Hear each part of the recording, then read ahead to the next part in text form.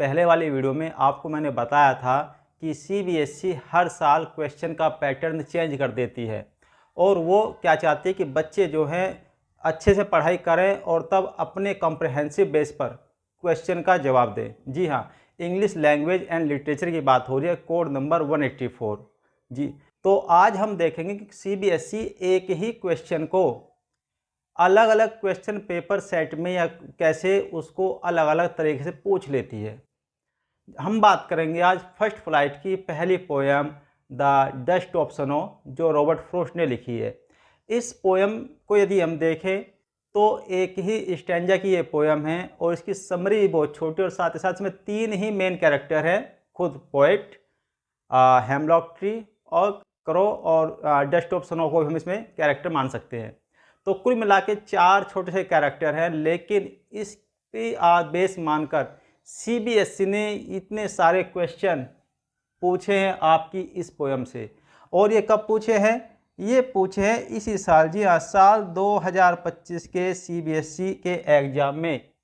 CBSE board ने ये सारे क्वेश्चन केवल एक पोयम से ही बनाए हैं, लेकिन सबको पूछने का तरीका अलग अलग है।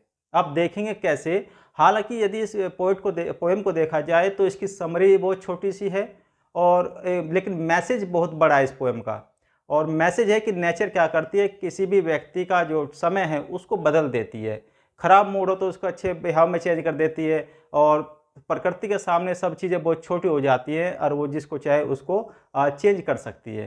तो देखते हैं कि डस्ट ऑफ स्नो पोयम में से सीबीएसई ने इस बार क्वेश्चन को कैसे पूछा है। हर क्वेश्चन पेपर के सेट में क्वेश्चन का पैटर्न बदल दिया गया, लेकिन पूछा एक ही क्वेश्चन है, सबका जवाब एक ही है। लेकिन वो चाहती है कि बच्चे अपनी समझ के आधार पे हर क्वेश्चन का जवाब लिखें। जी हाँ, तो डायरेक्ट क्वेश्चन आपसे अब नहीं पूछा जाता है, पैटर्न चेंज हो चुका है सीबीएसई का। तो बात करें कैसे उसने पूछा है।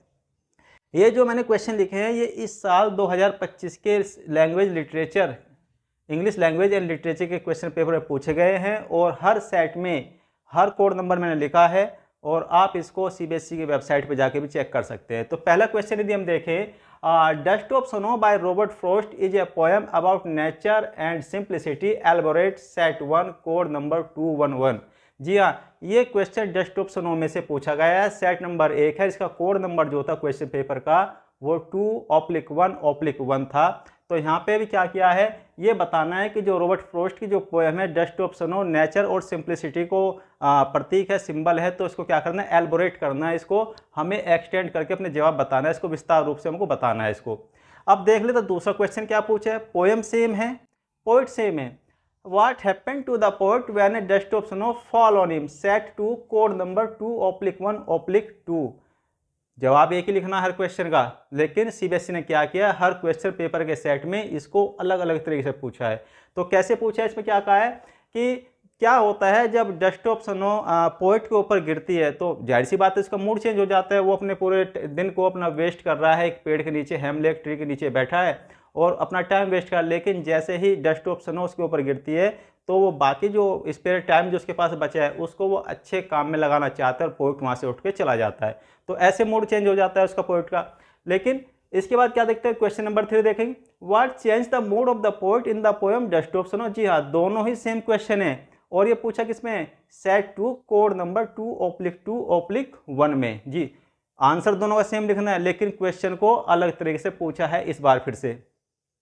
उसके बाद देखते हैं next question, examine the role of the nature the poem the dust of snow. ये क्वेश्चन पूछा है सेट 1, कोड नंबर 2/6/1। जी हाँ, तो फिर से भी पूछा है कि कैसे नेचर ने पोइट का मूड चेंज कर दिया और उसका जवाब फिर हमें क्या लिखना है, जो हमने जवाब लिखा है क्वेश्चन नंबर 1 में या फिर सेकंड में या थर्ड में, सेम आंसर इसमें लिखना है। लेकिन सीबीएसई ने क्या किया है, उस क्वेश्चन को अलग तरीके से पूछा है, हर सेट में हर कोड नंबर में क्वेश्चन को घटा दिया है या उसको एक्सटेंड कर दिया है। अब देखें next question, dust of snow highlights the poet's positive attitude towards nature, comment on how Robert Frost presents the power of nature in his poem. जी हाँ बिल्कुल, सेट 2, कोड नंबर 2/6/2 में क्वेश्चन को इस प्रकार से पूछा है और जो तीनों के तीनों जो ऊपर के क्वेश्चन है वो सारे क्वेश्चन इस क्वेश्चन में बना दिए, लेकिन जवाब फिर भी हमें वो ही लिखना है जो हमने क्वेश्चन नंबर 1 में लिखना है या 2 में या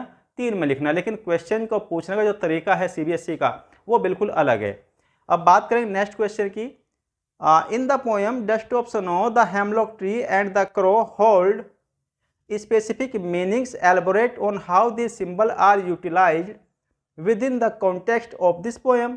फिर से चारों कैरेक्टर के बारे में पूछा है, dust of snow, hemlock tree, crow और साथ ही साथ पोइट, कि कैसे ये एलबोरेट कर रहे हैं इन सारी चीज़ों को। ये symbol are utilize within the context of the poem, कैसे ये पोएम को बनाते हैं और क्या रोल है प्रत्येक कैरेक्टर का इस पोएम में। इन सब का जवाब भी हमें वही लिखना है जो हमें इस क्वेश्चन में लिखना है। और ये कहाँ पूछा है, ये set 1, set 2, set 3, code number 2/4/1 और दूसरा 2/4/2 और 2/4/3। ये सेट नंबर कोड नंबर है क्वेश्चन पेपर के। सबका जवाब एक है, लेकिन एक ही क्वेश्चन को आप समझ सकते हैं कैसे सीबीएसई ने अलग अलग तरीके से पूछा है, ताकि बच्चे उसका जवाब दे सके। और ये सारे के सारे जो क्वेश्चन है ना, ये क्वेश्चन नंबर 8 में पूछे गए हैं, जो हमारे यहाँ पे आता है 3 मार्क्स का आता है ये क्वेश्चन। जी हाँ, सारा सवाल अलग अलग तरीके से पूछे हैं, जवाब सबका एक है। तो इस तरह मैं बताना चाह रहा हूँ आपको कि जो बच्चे पढ़ने वाले हैं उनकी कभी छुट्टियां नहीं होती, वे कभी भी किताबों को अपने से दूर नहीं करते और निश्चित रूप से भी बच्चे 100 में से 100 मार्क्स गेन करते हैं, क्योंकि वो समझ जाते हैं कि किस प्रकार से सीबीएसई क्वेश्चन पूछती है और किस प्रकार से हमें जवाब देना है, ताकि हम मैक्सिमम मार्क्स गेन कर सके। बने रहिए मेरे यूट्यूब चैनल पर कटारिया इंग्लिश एकेडमी, और मुझे इंस्टा पे फॉलो कीजिए सुनील कुमार 3046। नेक्स्ट वीडियो में मैं नए